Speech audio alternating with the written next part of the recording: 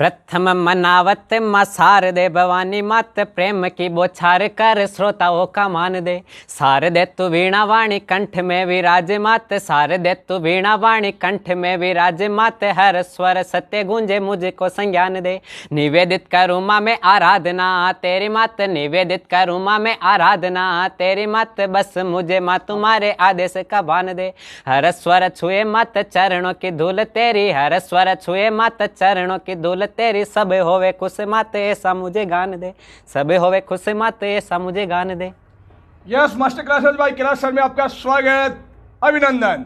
साथियों, आज मैं आपको सामने ऐसी अद्वितीय प्रतिभाओं का आपके सामने लेके आया हूं जिसके गले में स्वयं मां शारदे का वास है, जो विज्ञान वर्ग से संबंध रखते हुए भी हिंदी की स्वरचित कविताएं रखते हैं, जिनका तारतम्यता आपको देखने को मिलेगा एक से बढ़कर एक नगमे। निश्चित आज का दिन आपके लिए पूरा का पूरा आनंद होगा। आप भी सुनोगे तो आपका दिल से निकलेगी वाह। सबसे पहले मैं मेरे स्टूडियो में पूछने के लिए आपका स्वागत, अभिनंदन। सबसे पहले आप आपका परिचय, मेरे जितने भी भारतवर्ष के जितने भी मेरे दर्शक हैं, मेरी व्यूअर्स हैं, आप अपना पूरा परिचय बताइए सर। तो मैं अपना परिचय देता हूँ। सरहद के रखवालों की मुझे आवाज़ कहते हैं, मजदूरों और किसानों की मुझे लाज कहते हैं। सत्ता के गलियारे की बात मैं नहीं कहता, गुड्डा का रहने वाला मुझे लेखराज कहते हैं, गुड्डा का रहने वाला मुझे लेखराज कहते हैं। ये हमारे लेखराज जी कीर हैं, जो भीलवाड़ा, राजस्थान राज्य के भीलवाड़ा जिले के एक छोटे से कस्बे में गुड्डा गांव के रहने वाले हैं। अजमेर जिले में, माफ करना, अजमेर जिले के गुड्डा गांव से रहने वाले हैं। और लेखराज जी, आपको ऐसी क्या आवश्यकता पड़ी, आप क्यों लिखना चाहते हो? भाई आपकी विद्यार्थी जीवन में है, अभी आप स्कूली एक राजकीय विद्यालय का छात्र हैं। सबसे बड़ी आपको अद्वितीय प्रतिभा है, जो राजकीय ग्रामीण क्षेत्र में निवास करते हुए भी राजकीय विद्यालय का, सरकारी विद्यालय का छात्र है, परंतु आप इसकी परीक्षा में देखें तो लेखराज जी, आपको ऐसी क्या आवश्यकता पड़ी जो आप इस उम्र में आप स्वयं रचित लिखने? इसका जवाब मैं कविताओं से देता हूँ। हाँ जी, अति उत्तम, दीजिए सर। आज जरूरत फिर से सुभाष महान चंद्रशेखर भगत जैसे आजादी के वीर की। इतना वीर तो नहीं हूँ ला, लेकिन बात कहता हूँ मैं उनके ही तरकस तीर की। उन महान वीरों में और मेरे में तुम बस फर्क की गहराई इतनी ही जान लो। वो थे लड़े अंग्रेजों से और मैं धूल चटा रहा देशद्रोहियों को, सैनिकों के पीर की। अगले मुक्त में आपको पता चलेगा।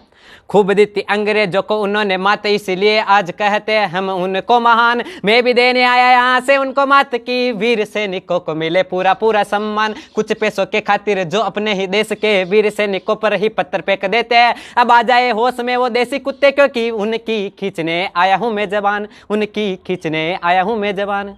बहुत उत्तम, बहुत उत्तम, अति उत्तम साहब। देखिए साहब, हिंदी में 9 रस होते हैं, परंतु फिर भी हर एक के अपना अपना हास्य रस होता है, श्रृंगार रस होता है, और भी अलग अलग रस होता है। तो आप किस विषय पर ज्यादा लिखते हो सर? मैं वीरस लिखता हूँ। तो वीर रस रखते हो। अभी आपकी श्रृंगार रस की उम्र है। अधिकांश आज का युवा पाश्चात्य संस्कृति की चकाचौंध में, मोबाइल की चकाचौंध में, टीवी की चकाचौंध में जहां श्रृंगार रस के पीछे भग रहा है, परंतु आपने वीर रस अपनाया है। इसके पीछे क्या लॉजिक है? कुछ ऐसे मुक्ति हमारे जो भारतवर्ष के अपने दर्शक हैं उनको सुनाइए और उनका दिल खुश कर दीजिएगा। क्यों मैं वीरस लिखता हूँ? भाई अभी लोग कहते हैं मेरी उम्र श्रृंगार रस लिखने की, तो मैं वीरस क्यों लिखता हूँ, सुनिए।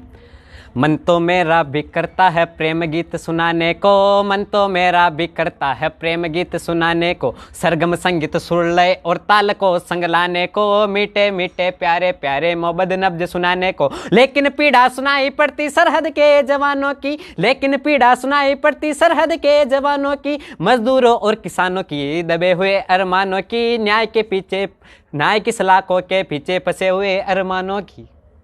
आप बहुत ही उत्तम है। भाई का अभी अवस्था मात्र 16-17 साल की इनकी उम्र है। ये कक्षा 12 विज्ञान वर्ग से संबंध रखते हैं, परंतु स्वरचित हिंदी की कविताएं गाते हैं। अब मैं लेखराज जी से कहूँगा कि आप किसान पर भी यदि कोई आप वर्तमान किसान अन्नदाता है, परंतु इसकी पीड़ा बहुत कम जानते हैं। और वास्तव में इस कलयुग में, इस कोरोना काल में, या प्रकृति की विडंबना का काल कह दीजिए, निश्चित किसान हर तरफ से परेशान है। तो किसान की कोई वेदना है, किसान के संदर्भ में कोई वैसे विचार है जो अपने दर्शकों को बताइए सर। जो मैं अभी सुना रहा हूँ मैंने खेत पे जाके लिखी है, तो मैं आपको सुनाता हूँ। बहुत बढ़िया सर, अति उत्तम। देख हालत मेरे किसान भाइयों की, अब मन मेरा हर एक क्षण को न सोता है। पीड़ा की पुकार पुचकार रही प्राणों को है, दिल मेरा दुख मारे मायूस हो रोता है। देख कर बादलों को, नदी नालों तालाबों को, हर बार की तरह वो फिर से बोता है। परिणाम देखिए, होना था जो वही हुआ, खाने को ना दाना हुआ, किस्मत नहीं थी मेरी कह कर खोता। होना था जो वही हुआ, खाने को ना दाना हुआ, किस्मत नहीं थी मेरी कह कर खोता है। हाँ साहब, लेखराज जी आप ज्ञान वर्ग से हैं और माना कि आपकी अभी उम्र भी बहुत है और आप काफ़ी प्रतिभाशाली हैं, तो आप एकेडमिक दृष्टिकोण से आप किस क्षेत्र में जाना चाहते हो? और भविष्य में मुझे जहाँ तक आप में अद्वितीय प्रतिभाएं दिख रही हैं, तो आने वाले समय में निश्चित आप बड़े मंच पर पूछेंगे कविता के क्षेत्र में। परंतु पहले एकेडमिक दृष्टिकोण से बताइए कि आप 12th आप विज्ञान वर्ग से संबंध रखते हैं, तो क्या करना चाहते हैं आप? मैं भी 12th क्लास में हूँ, तो इसके बाद मैं नीट की तैयारी करूँगा। इसके लिए मुझे साल 2 साल कई बार तैयारी करने की ज़रूरत पड़े तो मैं करूँगा, और मैं पहले अपना कैरियर सेट करूँगा नीट में। वैसे कविता अभी चल ही रही है और उसके बाद मैं कविता के क्षेत्र में पूर्ण रूप से अपना योगदान दूंगा, लेकिन अभी मैं एक बार अपने कैरियर के लिए मैं नीट में सिलेक्शन के लिए प्रयत्न करूँगा और अभी मैं नीट की तैयारी करूँगा।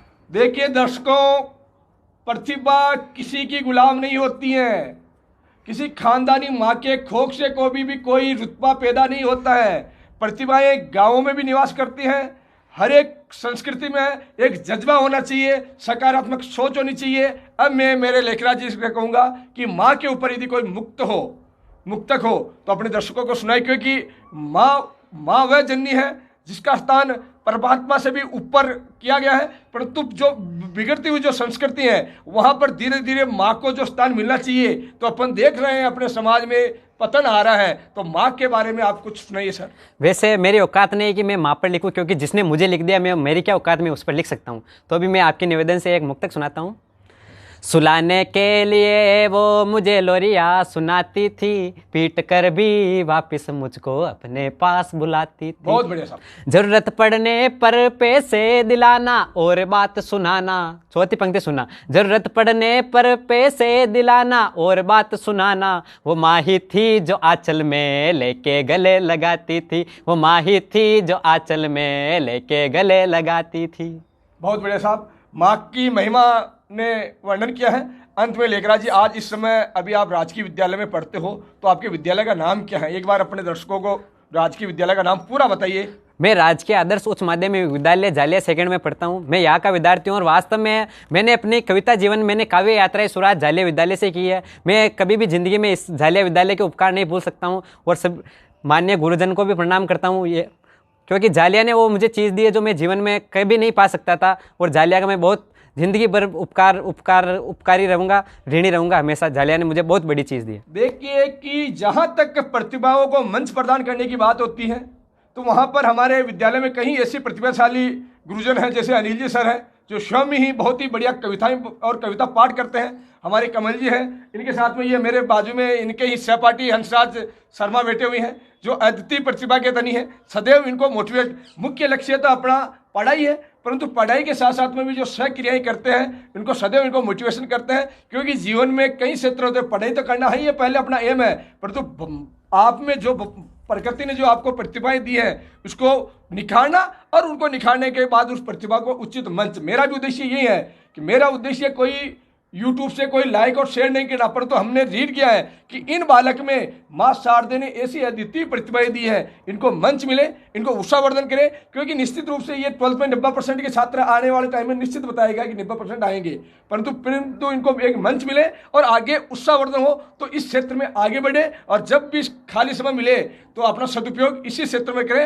अंत में मैं लेखराज जी को कहूँगा कि जहाँ तक माँ भारती की बात है, जहाँ सरहद की बात होती है, तो सैनिकों का स्थान सबसे ऊंचा होता है। सैनिकों के कारण ही आप चैन की नींद अपन सोते हैं। तो अपने सैनिक भाइयों के लिए बहुत ही प्यारा एक मुक्तक सुना दीजिए। आज हम यहाँ सुरक्षित बैठे हुए हैं, तो उसका सबसे बड़ा है तो माँ भारती के लाल आज सरहद पे हमारी रक्षा कर रहे हैं, वरना आज हम भी यहाँ नहीं होते। तो लोग कहते हैं कि एक सैनिक क्या समर्पित करता है देश को, तो मैं उसका जवाब देता हूँ।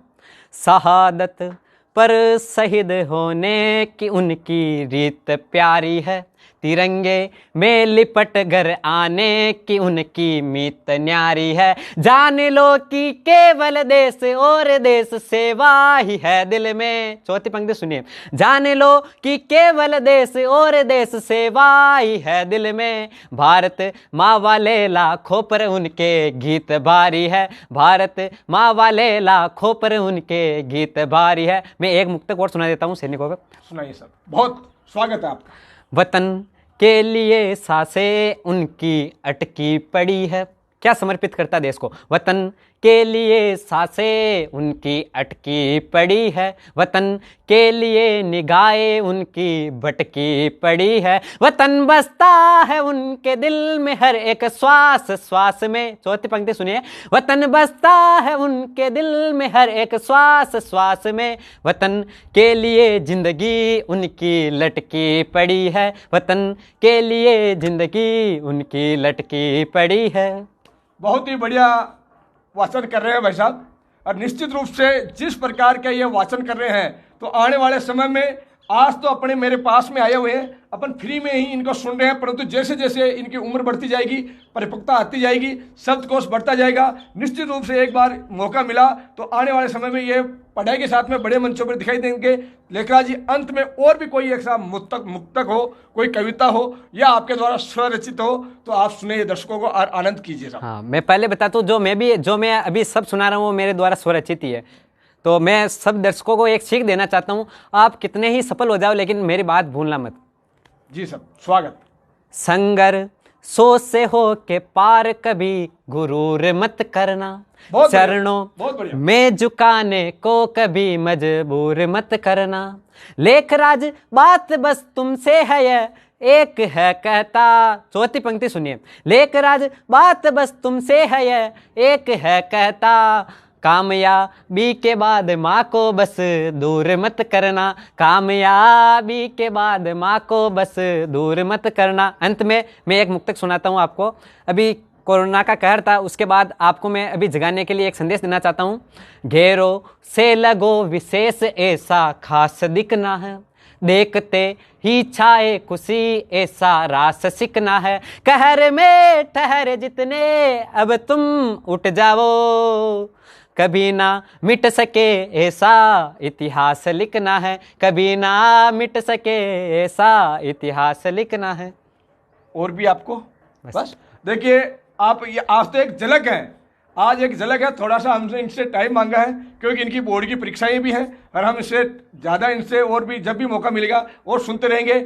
यदि साथियों आपके इस राजकीय विद्यालय के सरकारी बालक और छोटे से गांव के बालक की जो अंतर्निहित जिस प्रतिभा को आपको यदि पसंद आया हो तो आप इसके लिए एक बार लाइक जरूर कर दीजिए। हमारे चैनल के लिए मत कीजिए, इस बालक की प्रतिभा के लिए आप एक बार लाइक कीजिए, शेयर कीजिए, सब्सक्राइब कीजिए, और यदि आपको पसंद आया है तो आगे से आगे शेयर कीजिए, जिसके कारण जब भी और भी ये वापस देखेगा, फीडबैक दिखेगा तो इसके मन में जो भाव है, जो उनकी सकारात्मक सोच है और प्रबल होगी। पुनः इस ग्रामीण क्षेत्र में और भी कई अद्वितीय प्रतिभाएं बिखरी पड़ी हुई हैं, मौका मिलेगा तो समय समय पर ऐसी प्रतिभाओं से आपको रूबरू कराएंगे।